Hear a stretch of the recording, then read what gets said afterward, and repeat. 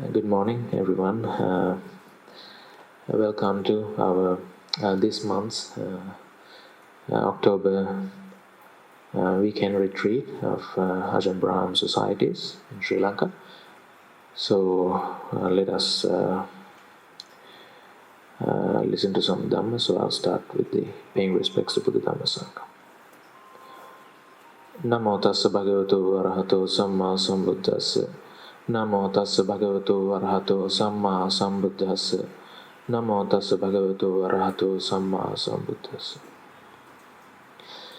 So, for today's topic, I've been going through some suttas from the Satipaṭṭhānasaṁyutta in the theme of Satipaṭṭhāna.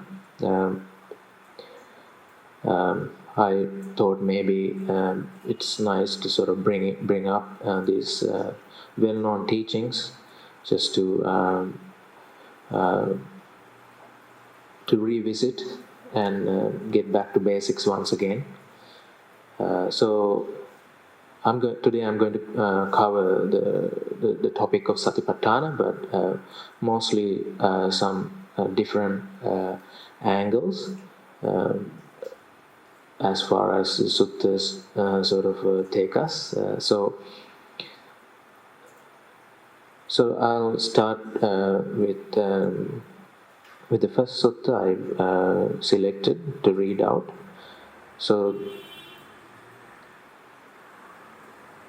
on one occasion, the Blessed One was dwelling at Savatthi in Jeta's Grove, Anathapindika's park. Then a certain bhikkhu approached the Blessed One, paid homage to him, sat down to one side and said to him, "Venerable sir, it would be good if the Blessed One would teach me the Dhamma in brief, so that, having heard the Dhamma from the Blessed One, I might dwell alone, withdrawn, diligent, ardent and resolute."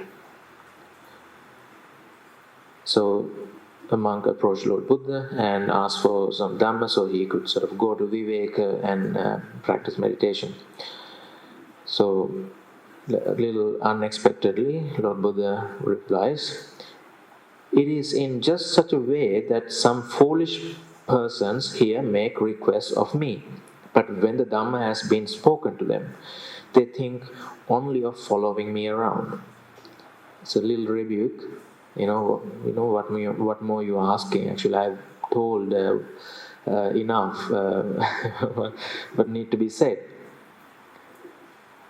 Then monk humbly requests once again, "Let the Blessed One teach me the Dhamma in brief. Let the Fortunate One teach me the Dhamma in brief. Perhaps I may understand the meaning of Blessed One's statement. Perhaps I may become an heir of the Blessed One's statements." Well then, bhikkhu.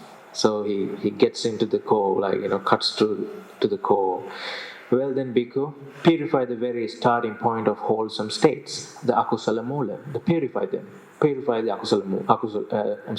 the kusala mula, the wholesome states. You purify them.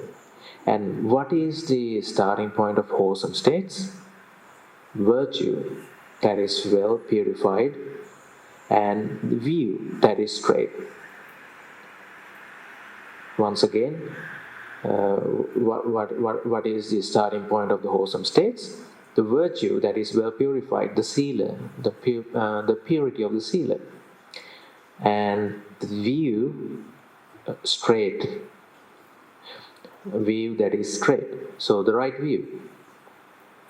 So the sila and the ditti that's the stepping stone for all the project of practicing Dhamma. So you can see in different ways of explaining the Dhamma, you see these things come again and again. There are a lot of similes and sort of analogies. Lord Buddha says, okay, the sila comes first and then the rest. And in terms of the magga, the eightfold path, the views comes first. So those are like the very basic sort of things you're supposed to purify, you're supposed to develop. And then he says,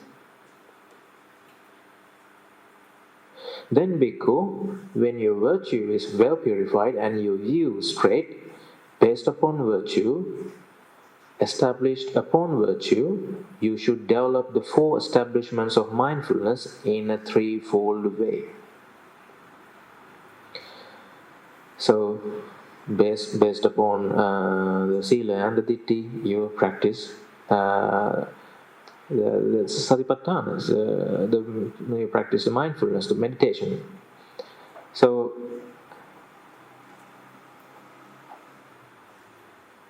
then the monk actually rejoiced what the Lord Buddha said, and the sutta says he later on went to seclusion and practiced meditation and attained nibbana. So that's that is to point out that what's the foundation work for Satipaṭṭhāna. And there's another sutta. Lord Buddha explains so the four Satipaṭṭhānas, the general statement you hear again and again. I would like to go through those the sentences as well, the word by word. So this is some other occasion. Then there the Blessed One addressed the bhikkhus. Thus, bhikkhus, Venerable Sir, the bhikkhus replied, the Blessed One said this: Bhikkhus, this is the one-way path to purification of beings, for overcoming of sorrow and lamentation, for the passing away of pain and displeasure, for the achievement of the method for the realization of Nibbana, that is, the four establishments of mindfulness. So you hear this starting phrase of the Satipaṭṭhāna again and again. You've heard this before. So this is this term ekāyano ayam maggo satta anang visuddhiya. So purification of beings, this is the only way. So that's how actually, if you take it literally, that's what it means. Ekāyano ayam maggo. But if we take it as it is, it would sort of conflict with the Eightfold Path as well, because Eightfold Path also Lord Buddha says that is the only way, that is the Magga. So we have to understand that Ekāyana means here not the only way. The Ekāyana, you can see some other sutta that Lord Buddha says in the context of, if you take this path, there's one outcome, there's one goal, there's one destination, that is Nibbana. So in terms of the destination, he calls this is the only path. Actually, the translation, I'm sorry, I should point out. I'm reading Bhante Sujato's translation here. He specifically translates it as, this is the one-way path. One-way path. It's not just the only path or something. It's a one-way path. So it's a one-way to Nibbana, because the only path would be the Eightfold Path. So that's something we need to be keep in mind. Then the four establishments of mindfulness. What for? Here, a bhikkhu dwells contemplating the body in the body. So then the Kāyanupassana, the body contemplation, that's the first one, and the contemplation of the feelings, and the contemplations of the mind, and the contemplation of the Dhammas. We know this, the four Satipaṭṭhāna. What are the four Satipaṭṭhānas are? So let me go through these wordings here. Kāye kāyanupassī vihārati ātāpi sampajāno satimā. You remember these Pali terms. Here, now, that's a common sort of repetition. That's like a chorus, comes again and again and again. Atapi sampajana satima. Atapi means ardent, or you are sort of committed, or you could say dedicated, and Bhante Sujato translate this as keen. You are sort of dedicated, you are sort of committed to the cause, if you like. So, Atapi Sampajano Satima, two interesting words. So Sampajano means you are aware, you are alert, or the knowing aspect of it. This is the territory of mindfulness, right? Now the Sati Sampajanya, the mindfulness and the clear comprehension, what we see usually, that's a translation we hear. So Atapi Sampajano Satima. The Sampajano, we should pay attention to these wordings. Now, here it is a one occasion that instead of like just saying Sati Sampajanya in general, the Sampajano Satima, Lord Buddha tried to sort of make a like a distinction here. Sampajana, as I mentioned, it's clear awareness, alertness, or the knowing aspect of the mind. You can observe something, sampajana. Satima is this aspect of memory, the remembering something. Now, when you say you are mindful, you see there are like two aspects to this process of being mindful. You are aware of something. You pay attention to a certain thing, and you approach to this thing, or you pay attention to this thing with a certain attitude. You have some sort of a understanding your views, bringing into this observation, this knowing. So, observing side, the knowing side is the sampajana, the understanding, the view aspect is the sati. Now, if you look at the suttas, Lord Buddha defines what the sati means. You remember what you heard, what you said, things like that in the past. Now, at the face value, you won't actually what is that to do with the mind being mindful? Something remembering what you said, what you was told, and things like that. The thing is that you remember the instruction. So if we boil down, you are mindful. This is satima. You are mindful of what is kusala or what is akusala, which is right view. Or you are, in other words, you remember the lessons learned over the years. If you go down this path, you end up like this. If you go down this path, you get this.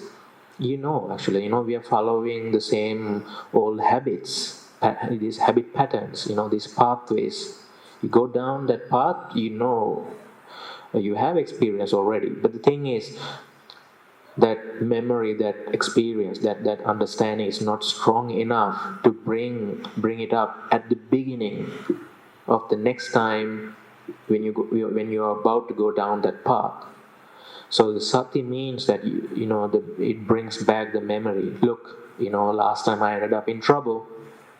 Why not sort of avoid it altogether? That is being mindful. Sati, now in action. So remembering instructions, or remembering the lessons learned you already. Remembering the instruction of the teachers, the meditation instructions, or instructions in general, how to lead a life as a Buddhist. And So it doesn't have to be meditation, right? Like you meditate, you live your normal life. In normal life, let's say when you meditate, you pay attention to your breath. But when you're out and about, you drive, you walk, you sort of pay attention to the traffic. You are not paying attention to your meditation object while you drive, right? You shouldn't. Instead, you should pay attention to what's happening around you. That means you are aware of what I should be watching. What is the object actually I should be watching right now. If it is meditation, of course, it can be present moment awareness, or the body, or the anapanasati, the breath. That's the object you should be watching. You remember that instruction. Why am I here? Why did I sort of come and sat down here? Okay, to observe my breath. Okay, that is sati. You remember the instruction. You remember what you should be doing. Outside the meditation, it is like, you work, you attend to somebody, you do some other work. What am I doing? So you sort of there are so many objects out there. We can be pay attention. We can pay attention, but being mindful means actually you are wise enough. Actually what are your intentions. You attend to that particular thing. Otherwise, you will be always kind of scattered.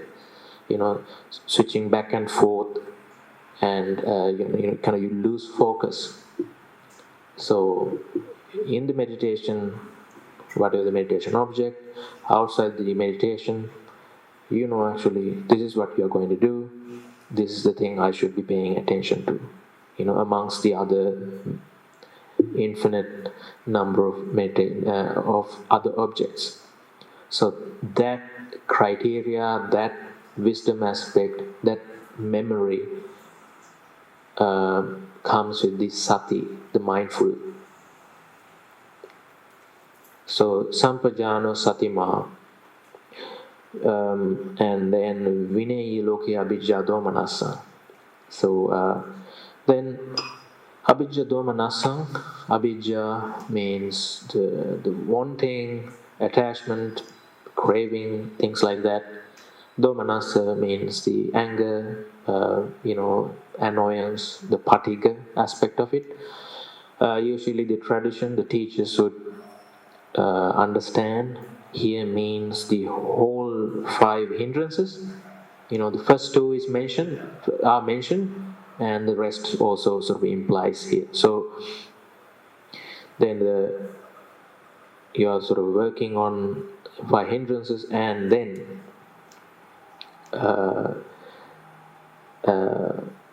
Vinay loke abhijja domanasam. Yes, so the abhijja domanasam towards the world, the attachment, the aversion towards the world, you sort of try to wear them out bit by bit. So that is the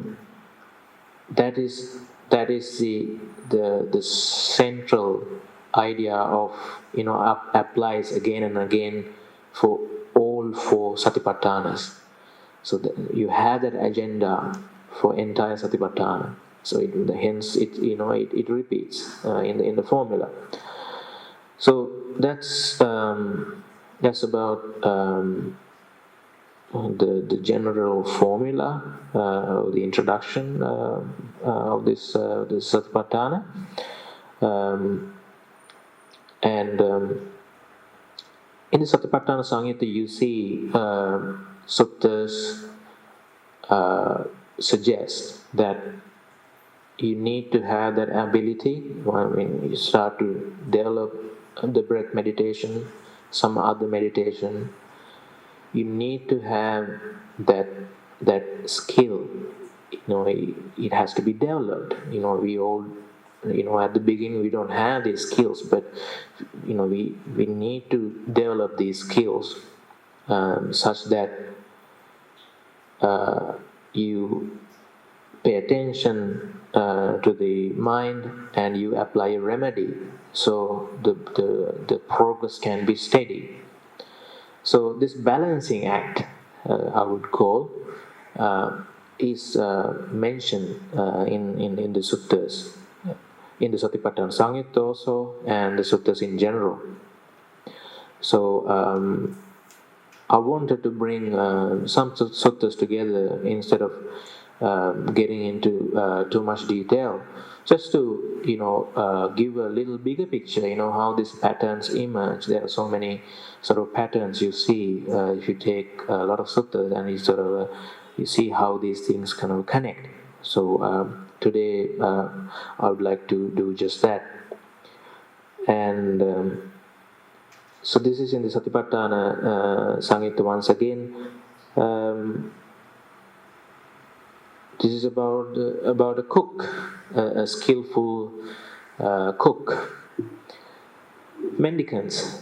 Suppose a foolish, incompetent, unskillful cook was to serve a ruler or their chief minister with an extravagant variety of curries. But that cook didn't take their master's hint. Now the cook is cooking for some special person, variety of dishes, sour, bitter, pungent, sweet, hot, mild, salty, and bland. So these are served to the master, but the cook didn't take the master's hint. Today my master preferred this sauce, or he reached for this, or he took a lot of it, or he praised it. Today my master preferred the sour, or bitter, or pungent, or sweet, or hot, or mild, or salty sauce, or he preferred some other. He reached for these things. He took a lot of it, and he praised it. So you not only make available these things, you should pay attention. Actually, what the man would like to eat, right? I mean that's valid for anything. If you serve to someone, that foolish, incompetent, unskillful cook doesn't get presented with clothes, wages, or bonuses. Why is that? Because they don't take their master's hint. So the cook doesn't get the benefits, all these benefits, because he's not paying attention. He doesn't know how to make the person happy. He's just doing his job just for the sake of doing it, rather than sort of making someone happy. So, and then Lord Buddha compares that to a meditator. In the same way, a foolish, incompetent, unskillful mendicant, a bhikkhu, meditates by observing an aspect of the body. That is the body contemplation, the kaya-nupassana. Keen, aware, and mindful, the atapi sampajano satima. So that standard phrase, as they meditate, observing an aspect of the body, their mind doesn't enter samadhi, and their corruptions aren't given up. But they don't take the hint. They meditate. So basically, the person is not capable of observing what is the samadhi nimitta, what are the corruptions, what are the hindrances, things like that, the problems, and in presence in one's mind. You basically not clear what's happening right now in your mind. So because of that, as they meditate, observing an aspect of principles, the mind doesn't enter immersion and the corruptions aren't given up, but they don't take the hint. So that foolish, incompetent, unskillful mendicant doesn't get blissful meditations in this very life, nor do they get mindfulness and situational awareness. Why is that? Because they don't take their mind's hint. So the meditation wouldn't develop. Meditation wouldn't get into, develop to a level of samadhi. That's what it means. So we supposed to. So then the simile follows to the skillful cook. Whoever cooks and serves, and then being very observant. What the master would take, what he doesn't like, he likes, and things like that. In the same way, when you meditate,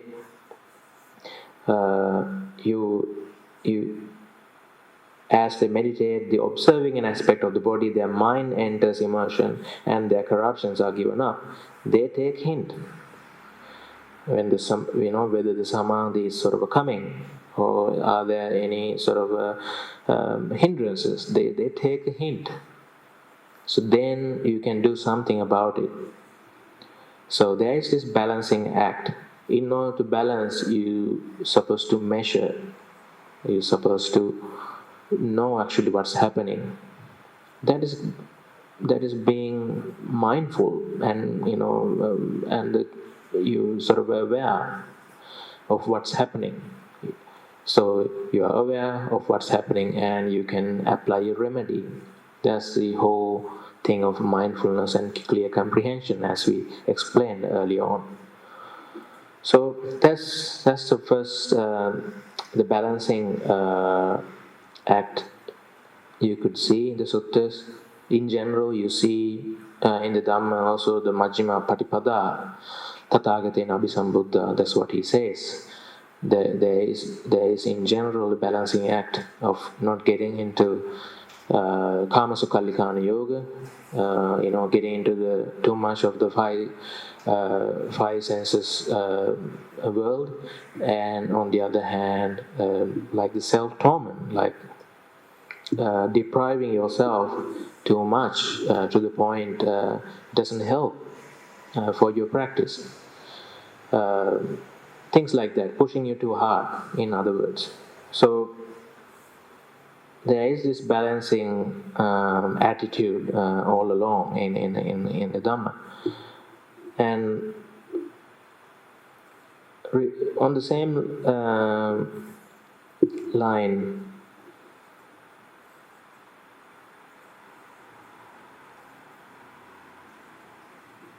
there's this sutta.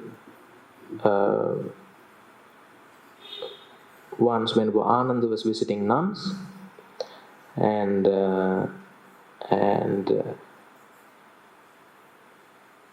actually Venerable Ananda was receiving nuns rather, and they say, Honorable Ananda, several nuns meditate with their minds firmly established in the 4 kinds of mindfulness meditation. Nuns practice for Satipaṭṭhānas.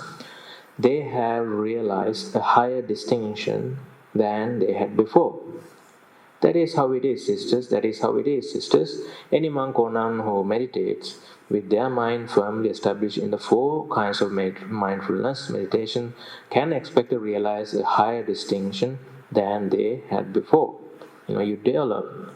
If you practice for Satipaṭṭhānas, it develops your mind.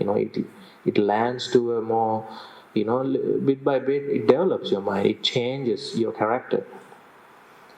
Then Venerable Ananda encouraged them and sort of gave them a talk to inspire them, and then he came back to Lord Buddha, and he reports what happened, what was the conversation with the nuns, and Lord Buddha also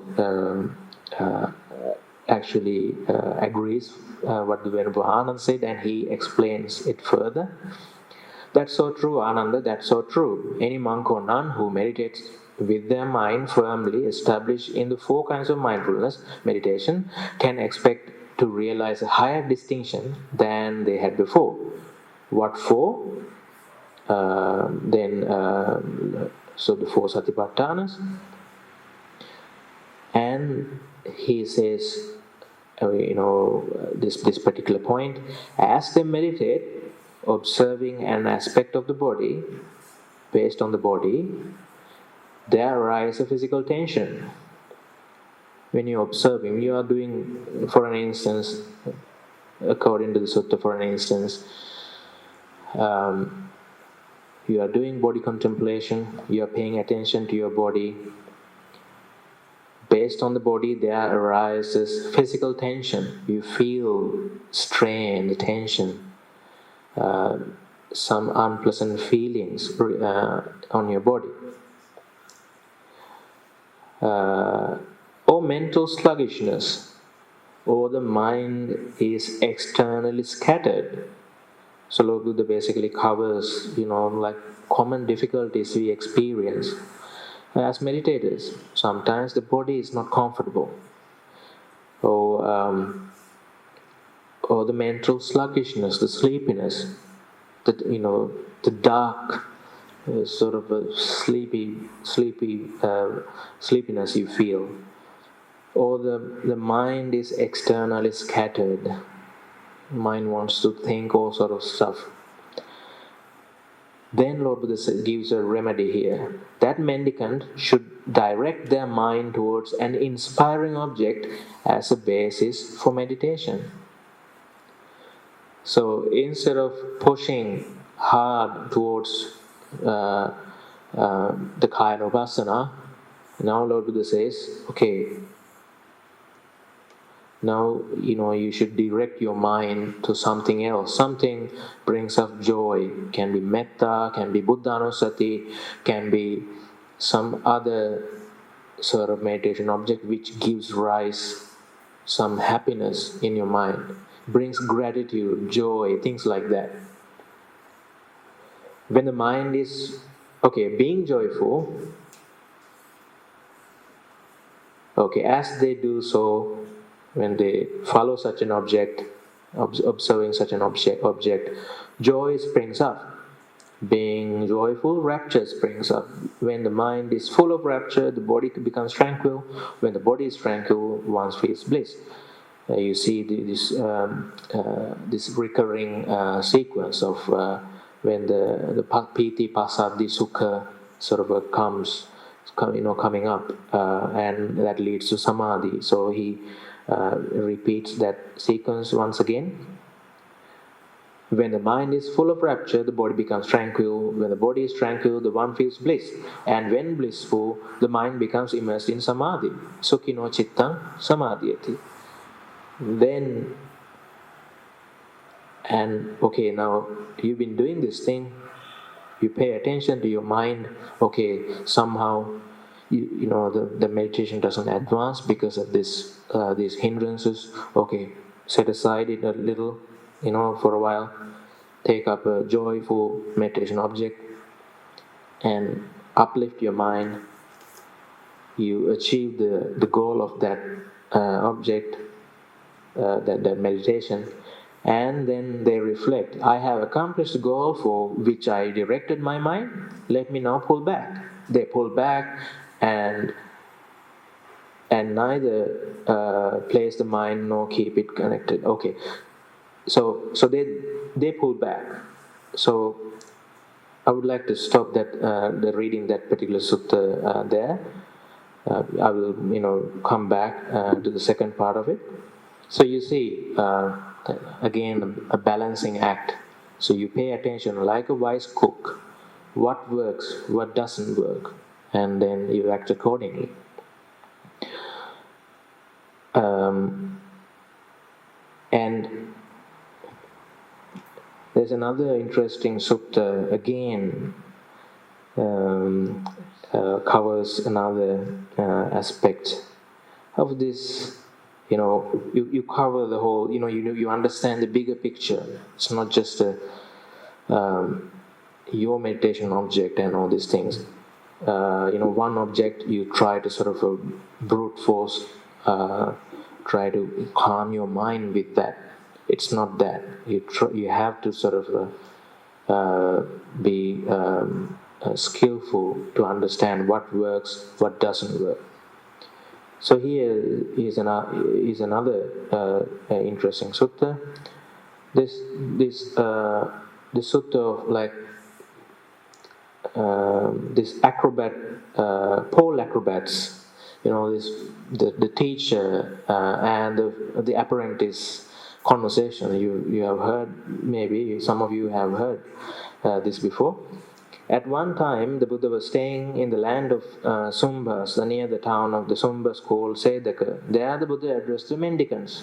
Once upon a time, mendicants, a pole acrobat set up the bamboo pole of his tribe and said to his apprentice. So people who do a little like an acrobatics, a person with a big bamboo pole, who set up the bamboo pole and he talked to his apprentice, his supporter, basically his assistant. His name is Meda Katalika. Actually, Meda Katalika. The Bhante Sujato reckons this apprentice as a girl. Come now, dear Meda Katalika, climb up the bamboo pole and stand on my shoulders. So, people climb onto the pole, and then the younger person climbs onto the teacher's shoulders, I guess. Yes, tutor, she replied. She climbed up the bamboo pole and stood on her tutor's shoulders. Then the pole acrobat said to Meda Katalika, "You look after me, dear Meda Katalika, and I will look after you." That's how guarding and looking after each other will display our skill, collect our fee, and get down safely from the bamboo pole. So what he said is, you look after me and I will look after you. That's how guarding, looking after each other, we can protect ourselves. When he said this, the Meda Katalika said to her teacher, That's not how it is, tutor. That's not how it is, teacher. You should look after yourself, and I will look after myself. That is how guarding and looking after ourselves will display our skill, collect our fee, and get down safely from the bamboo pole. So first suggestion was, I will look after you and you will look after me. That was the teacher's suggestion. But the apprentice said, no, I will look after myself. Please do look after yourself. And by then, we protect each other and, go about doing our business. That's a way. Now, Lord Buddha, sort of having mentioned the story, he sort of gives a commentary. That's a way, said the Lord Buddha. It's just as Meda Katalika said to her tutor, thinking, I'll look after myself. You should cultivate mindfulness meditation. Just as the Meda Katalika said to the tutor, I will look after myself. You look after yourself. So he sort of, Lord Buddha quotes that particular point and then explains, I will look after myself means you should cultivate mindfulness meditation. So in order to look after ourselves, you cultivate mindfulness meditation, Satipaṭṭhānasaṁyutta, thinking, I will look after others. You should cultivate mindfulness meditation. Looking after yourself, you look after others, and looking after others, you look after yourself. Now here, I could see that Lord Buddha sort of picks up a point of what Meda Katalika, the apprentice, said. No, it's not. It's not. I'll look after you and you look after me, but I will look after myself and you will look after yourself. So he picks up on that particular point of, we being looking after ourselves. But according to the sutta, I don't see that Lord Buddha totally negates what the teacher said originally, because he way on looking after others also here. You see, so in that point in mind, I'll read it once again. That's the way, said the Lord Buddha. It's just Medha Katalika said to her tutor, thinking, I'll look after myself. You should cultivate mindfulness meditation.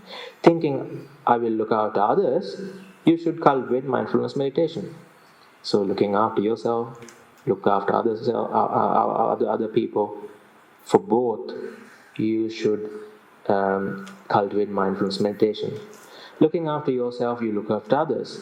And looking after others, you look after yourself, Lord Buddha says. So it works both ways finally. It's not just the one way, like as the teacher was insisting. So Lord Buddha not totally disagreeing with the teacher, but he quotes this Medha Katalika's point, just to kind of bring the idea like into completion. And interestingly, Lord Buddha says, and how do you look after others by looking after yourself? How do you look after others? By looking after yourself, by development, cultivation, and practice of meditation. So you meditate, because of that you look after others, and the other way around. And how do you look after yourself? By looking after others, by acceptance, harmlessness, love, and sympathy. So you're compassionate, you have the metta, karuna, mudita. So you have the sympathy and all these things, harmlessness, avihingsa, things like that. You're being sensitive to others.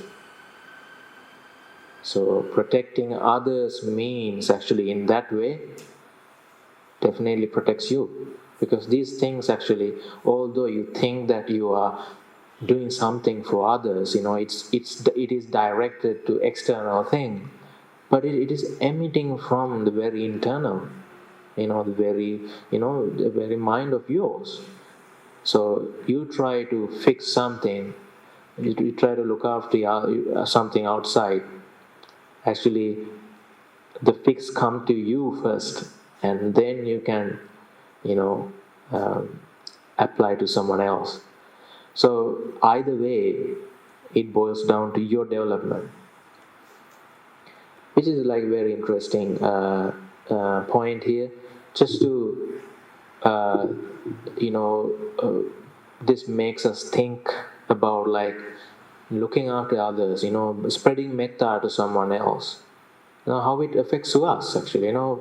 Actually it is us actually getting the benefit first. Although we think about like the metta meditation and some kind of a service we give to the others, it is, but it's not the whole story. So this is once again, like you see this another kind of a balancing. You look after yourself, or you look after the others. This bigger picture, you are aware of these things, and you do what's necessary. So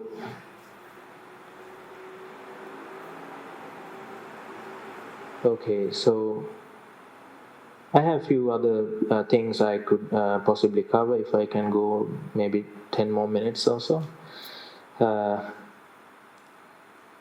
Yet another sutta. So this time it's from the Itivuttaka. Interesting sutta here. Lord Buddha says, I don't have the English translation, so I'm going to sort of do a little kind of impromptu translation. I had the Pali. Asubhanupassī bhikkhave kayasmiṃ viharate Ānāpānasaticca vo ajjattaṃ parimukham supaṭṭhita hoti. Sabba sankharesu aniccanupassino viharata. So it goes like this. Develop asubha meditation along with the anapanasati, and make sure you practice anicca sanya for all aspects, sabba sankhara, the all aspects of the formations or the mind, or the things we perceive, things like that. So then Lord Buddha says, Asubhanupassinam bhikkhave kayasmin viharata. When you develop the asubha meditation towards the body, the subhaya dhatu raganusayo so pahiyati. Any attachments of the beauty aspect of the body, that will go away. Ānāpānasatiya ajjattam parimukham supaṭṭhitaya ye bāhira vitakka saya vigātapakkika tena honti. With the ānāpānasati, any sort of restlessness, any vitakka, any thinking of external things, that will cease. Sabba sankharesu aniccanupassīnaṃ viharataṃ ya avijjasa pahiyati, ya avijjasa upajjati. With the sabba sankharesu anicca sanya, this anicca sanya towards the formation, the fabrications, that will lead to that will wear off avijja and bring the vijja, bring the understanding. So you see, with the anapanasati, again, now you see as a like a composite, or as a collective sort of effort, meditate, like few meditation objects actually brought together as a one solution. Okay, you usually hear the anapanasati, that's the main sort of thrust, that's the main force. But along with that, you develop asubha a little, and you develop anicca sanya also. So these things actually complement each other, and that will take you to nibbana. So you see again like a balancing act. You by practicing these other objects, that is sort of addressing certain problems in our mind. So that's also you see another instance of such an approach. And previously also I've mentioned, I've given a talk also before regarding these four sannyas. Lord Buddha says towards the arahantship, one should be able to develop these four sannyas. You're supposed to be, you should have the skill of taking up asubha perception of something subha. Something subha might gives you some unwholesome things, unwholesome thoughts. So if you can change that perception, turn it around to asubha, that will be the remedy. So you should you should develop that skill, how to turn around subha to asubha, and then how to turn around asubha to subha. We know about problematic subha, and you turn into asubha sanya. We know there are so many examples. How about something asubha, unskillful here? For an instance, you have anger towards someone. You don't like certain food. You hate it. Something like that. You don't like it. But somehow you should be able to sort of turn it around. Pick some sort of a good aspect of it. these people they are not entirely bad. There are good aspects to these people. There are the aspects of their character, things like that. That's how you sort of turn around these emotions and try start to heal yourself from all these things. So you actively pick up a subha sanya of that asubha situation. So subha into asubha, asubha into subha, you turn, and sometimes subha asubha both actually turn into subha. Sometimes you sort of you get good feedback, and sometimes like critical feedback. So all these things actually you turn into a subha, let's say something like that. Anyways, yeah, thank you. You might say over the years, yeah, thank you for all who gave me feedback. The both were helpful. I was encouraged by good feedback. I was somehow forced to. It was a training for me to sort of see my own faults and rectify them. With the critical feedback, things like that. You turn the whole thing into a subha mindset, which is wholesome. And sometimes subha, asubha, anything turn into an asubha. Let's say, like you see in the suttas, sometimes the Lord Buddha was praised, sometimes by the lay people, sometimes people being critical to Lord Buddha, and Lord Buddha just let go of the whole thing as it's just being samsara, just samsara. I have nothing to do with the samsara.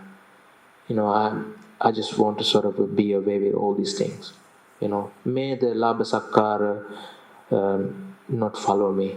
Things like that. You see that sort of a mindset, that kind of attitude in the suttas. So for both plus and minus, all thing sort of chucked into a sort of a asubha sanya. So whatever the prospective sanya you are going to turn this situation into, that's always kusala. You are turning these things into a kusala because whatever the original things, actually they are akusala. So these are like the general perception. When I just said asubha, that didn't mean that the asubha of the body necessarily. In general, it's just a negative quality of it. So you see again, Lord Buddha says one should have that ability to sort of switch back and forth according to the situation. You sort of turn this thing into a wholesome one. You're sensitive, you are sort of paying attention, you're turning the situation into a kusala. So that's agility is required.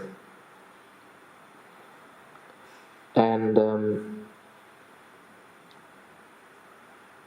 this whole balancing aspect, this talk, this topic of balancing act was inspired by this particular quote I recently read, which I recently read. This is from Luang Por Tet from Thailand. He's one of these Ajahn Mun's disciples. I'm sure many of you already heard about these teachers from Thai forest tradition. So these one of these teachers, Luang Por Tet, Ajahn Tet, said about this balancing act of our practice. You see, the tradition generally says when it comes to the five indriyas, what are the five indriyas? These five processes, required, a different way of looking at our practice. I would put it that way. Saddha, Virya, Sati, Samadhi, and Panya. You practice the Eightfold Path, yes, but you can sort of present these things in a different way, more kind of more practical, more visceral. So Saddha, Virya, Sati, Samadhi, Panya, you are aware of these qualities.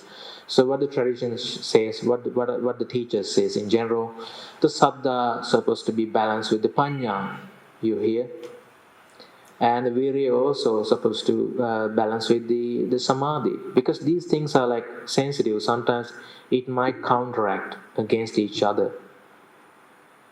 Not always, not all contexts though.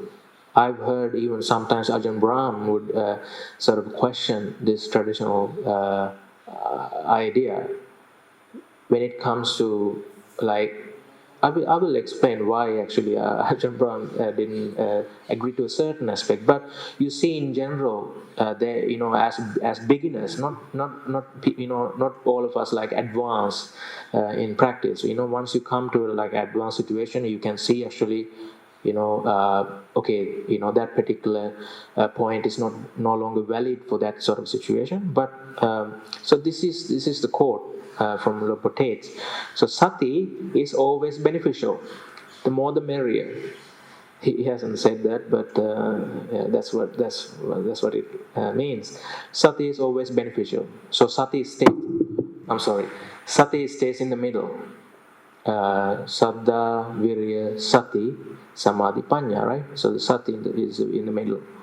Bhante Nyananda would like to say, Sati, that being like a kind of leader, like a marshalling the all other factors. The Sati basically keeps tab of all other qualities. Sati is always beneficial. And then he goes on and says, so there are like these two, like these pairs. So I'm going to talk about these three pairs of it. Too much saddha, too little panya. Too much saddha, too little panya leads to gullibility. You don't think that much. It's not that good.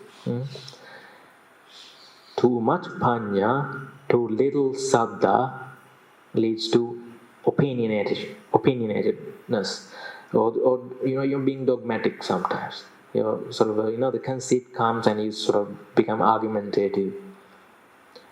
Now here, there is this panya,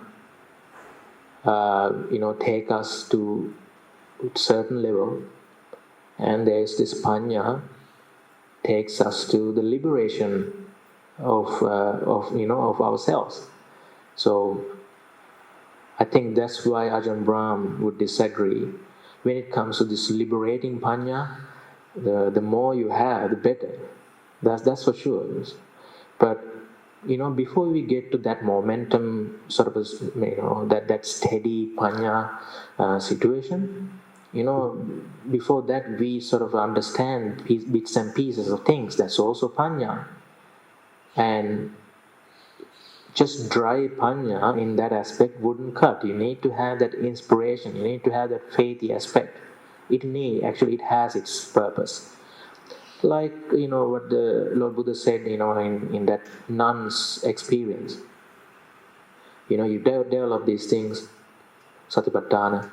Sometimes you need to have something brings up that joy, then that saddha, that sort of aspect. That's also like like a one territory of qualities. So Lumpur Tate says, too much panya, too little saddha leads to dogmaticness. So that's the first pair. The second pair, too much peace of mind, too little panya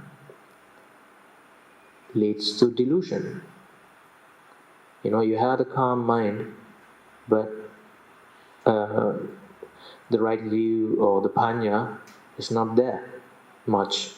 Then people get stuck in their meditation. Okay, that's the time I reckon that people complain about, don't do samatha, and can you get stuck and things like that. But if I remember Lumpur Tate, this teacher says some other places, in his sermons, that don't just develop calmness, develop samma samadhi, he says. That's the term he uses. Because these monks actually had jhanas, they had like good samadhi. But yet, they criticize, in certain situations, actually, that's not, good enough because you are lacking right view. So he would say, practice right samadhi, samma samadhi, not just calmness, not just samadhi. Just samadhi, basically, he explains in this way: lack of panya, but you have the calmness, leads to what? The delusion. You have a sense that, oh yeah, I've achieved something, it must be very important because I see, I'm sorry, because I see these experiences, I see rupas and I see beings in my meditation, this must be something. Well, not quite. That's not something we pay that much attention according to Anapanasati Sutta or any other. Actually, you haven't seen anything, any hint. Lord Buddha would say, praise such sort of experience. He would sort of keep at like Atapi Sampajano Satima Vinayi Loki Abhijado Manasa. That should be the agenda, not something else. So, and the other, too much panya and little peace leads to scatteredness. So, too much peace of mind, too little panya leads to delusion. Too much panya, too little peace leads to scatteredness. Uddachako kucca, you think the mind is all over the place. So that's the second pair. The third pair, too much striving, virya. Too much striving, too little peace leads to tiredness. You put forth effort, but too little peace. That sort of you're getting tired. Too much peace, too little striving leads to laziness. Sometimes you're calm, but don't feel like even getting up. Things like that. You feel lazy. So you see, there's a great balancing act, itself here. These teachers try to teach us. So I just wanted to point out that we have our main thrust of our main meditation object, but in the same time we should know actually what are the other sort of what's the context of this thing, why are we doing this thing, and what's happening right now in my mind, and what could be the possible fix. There is this balancing sort of act, this balancing, the process has to be balanced. So the suttas suggest these things and gives certain hints and even teaches. So I wanted to bring these things to your attention. So I hope my little talk will be helpful for your practice, and I would like to conclude my talk with best wishes with your practice, for your practice. Have a good day. Therwan Saranai.